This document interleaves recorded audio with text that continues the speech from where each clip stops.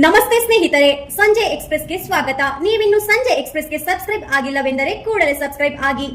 ವಕೀಲನ mobile ಕಸಿದು Pakistan ಪರ post ಅಕ್ರಮ ಬಂಧನ ಆರೋಪದಡಿ ಎಸ್ಪಿಗೆ ದೂರು. ಚಿಂತಾಮಣಿ ನಗರದಲ್ಲೊಂದು ವಿಚಿತ್ರ ಅವಲಕ್ಷಣ ಘಟನೆ ಸಂಭವಿಸಿದೆ. ಆಸ್ತಿ ವಿಚಾರವಾಗಿ ಮಾತನಾಡಲು ಹೋದ ವಕೀಲರೊಬ್ಬರ ಮೊಬೈಲ್ ಕಸಿದುಕೊಂಡು ಅವರ ಫೇಸ್ಬುಕ್ ಖಾತೆಯಿಂದ ಪಾಕಿಸ್ತಾನ ಪರ ಪೋಸ್ಟ್ ಹಾಕಿ ಅವರನ್ನು ಸಂಚಿನಲ್ಲಿ ಸಿಲುಕಿಸಿರುವ ಆಘಾತಕಾರಿ ಘಟನೆ ನಡೆದಿದೆ. ಈ ಸಂಬಂಧ ವಕೀಲರಾದ ಎಚ್ ವಜೀರ್ ಜಿಲ್ಲಾ ಪೊಲೀಸ್ ಅಧೀಕ್ಷಕರಿಗೆ ದೂರು ನೀಡಿದ್ದಾರೆ.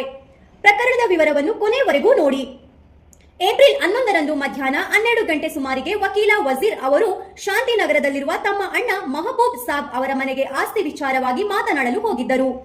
ಈ ವೇಳೆ ಅಲ್ಲಿ ಗಲಾಟೆ ನಡೆದಿದ್ದು, ಅವರ ಅಣ್ಣನ ಮಗ ವಸೀಂ ಅಕ್ರಮ್, ಅಜೀಂ ಮತ್ತು ಅತ್ತಿಗೆ ನಾಹೇದಾ ಅವರು ವಜೀರ್ ಅವರ ಮೇಲೆ ಹಲ್ಲೆ ನಡೆಸಿ ಅವರ ಮೊಬೈಲ್ ಕಿತ್ತುಕೊಂಡಿದ್ದಾರೆ ಎಂದು ದೂರಿನಲ್ಲಿ ದಾಖಲಿಸಿದ್ದರು. ಆರೋಪಿ ವಜೀರ್ ಮೊಬೈಲ್ ಕಸಿದುಕೊಂಡ ಆರೋಪಿಗಳು ಅವರ ಫೇಸ್ಬುಕ್ ಖಾತೆಯನ್ನು ಬಳಸಿ ಪಾಕಿಸ್ತಾನದ ಪರವಾಗಿ ಪೋಸ್ಟ್ಗಳನ್ನು ಅಪ್ಲೋಡ್ ಮಾಡಿದ್ದಾರೆ. ಇದು ಬೇಕಂತಲೇ ಮಾಡಿರುವ ಷಡ್ಯಂತ್ರ ಎಂದು ಆರೋಪಿಸಿದ್ದಾರೆ. ಬಳಿಕ ಆ ಪೋಸ್ಟ್ಗಳನ್ನು ವಜೀರ್ ಅವರ ಸ್ನೇಹಿತ ಬಾಬಾಜಾನ್ ಎಂಬುವವರಿಗೆ ಕಳುಹಿಸಿದ್ದಾರೆ. ಈ ಸುಳ್ಳು ಮಾಹಿತಿಯ ಆಧಾರದ ಮೇಲೆ ಚಿಂತಾಮಣಿ ನಗರ ಪೊಲೀಸ್ ಠಾಣೆಯಲ್ಲಿ ವಜೀರ್ ಅವರ ವಿರುದ್ಧ CR 48/2026 ರಡಿ ಪ್ರಕರಣ ದಾಖಲಾಗಿದೆ. ವಕೀಲ ವಜೀರ್ ಪೊಲೀಸರ ವಿರುದ್ಧವೂ ಗಂಭೀರ ಆರೋಪ ಮಾಡಿದ್ದಾರೆ. ಯಾವುದೇ ತಪ್ಪು ಮಾಡದಿದ್ದರೂ ಅಂದು ಸಂಜೆ 4 ಗಂಟೆಯಿಂದ ರಾತ್ರಿ 1:30ರವರೆಗೆ ಅಕ್ರಮವಾಗಿ ಪೊಲೀಸ್ ಕಸ್ಟಡಿಯಲ್ಲಿ ಇರಿಸಲಾಗಿದ್ದು, ವಕೀಲರ ಕಾಯ್ದೆ ಮತ್ತು BNSS ಕಾಯ್ದೆ ಕಲಂ 35ರ ಮಾರ್ಗಸೂಚಿಗಳನ್ನು ಉಲ್ಲಂಘಿಸಿ ಬಂಧನ ಮಾಡಲಾಗಿದೆ. ಕಸ್ಟಡಿಯಲ್ಲಿ ತಮಗೆ ಮಾನಸಿಕ ಹಿಂಸೆ ನೀಡಲಾಗಿದ್ದು, ಯಾವುದೇ ಸ್ಪಷ್ಟನೆ ನೀಡಲು ಅವಕಾಶ ನೀಡಿಲ್ಲ ಎಂದು ವಜೀರ್ ದೂರಿದ್ದಾರೆ.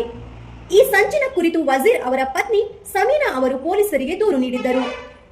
ಯಾವುದೇ ಕ್ರಮ ಕೈಗೊಂಡಿಲ್ಲ ಎನ್ನಲಾಗಿದೆ.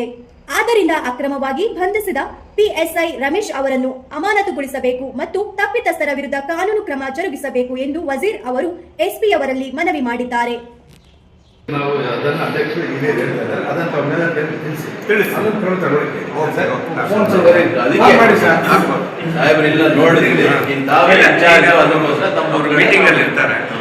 ಈಗ ಗಮನಕ್ಕೆ ತನ್ನಿ, ಅವ್ರೇನ್ ಹೇಳ್ತಾರೋ ನಮ್ಗೆ ತಿಳಿಸಿ, ಬೇಕಾದ್ರೆ ನಾಳೆ ಕೂಡ ಬರ್ತೀವಿ.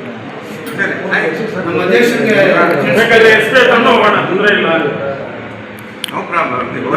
ಯಾಕಂದ್ರೆ ಅವರು ಸೆಲ್ಫ್ ಪ್ರೊಟೆಕ್ಷನ್ ಆಗಿದ್ದು, ನಮ್ಮ ಅಸೋಸಿಯೇಷನ್ ಮೆಂಬರ್ ಆಗಿದ್ದು ಸೆಲ್ಫ್ ಪ್ರೊಟೆಕ್ಷನ್ ಅವ್ರು ಕಂಪ್ಲೇಂಟ್ ಕೊಟ್ಟಾಗ ಯಾಕೆ FIR ಆಗಬಾರ್ದು ಅಂತ.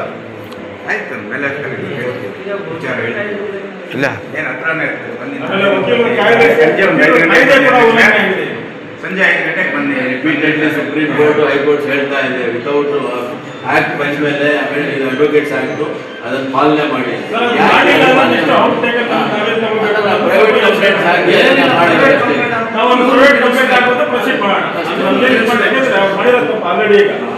ಅಡ್ವೊಕೇಟ್ ಆಕ್ಷನ್ ನಾವು ಅಡ್ವೊಕೇಟ್ ಅಲ್ಲ, ಅವ್ರು ಇವಾಗ ಇನ್ಸ್ಪೆಕ್ಟರ್ ಇದ್ದಂಗಣ, ಅವರು ಕ್ರಮ ತಗೋಬಹುದು.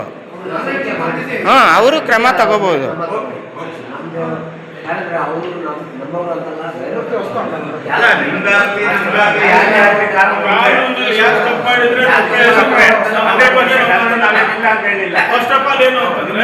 ನಮಗೂ ಒಂದೇ ಸಾರ್ವಜನಿಕ ಪ್ರತಿಯೊಬ್ಬ ಪ್ರಜೆಗೂ ಕಾನೂನು ಎಲ್ರಿಗೂ ಒಂದೇ.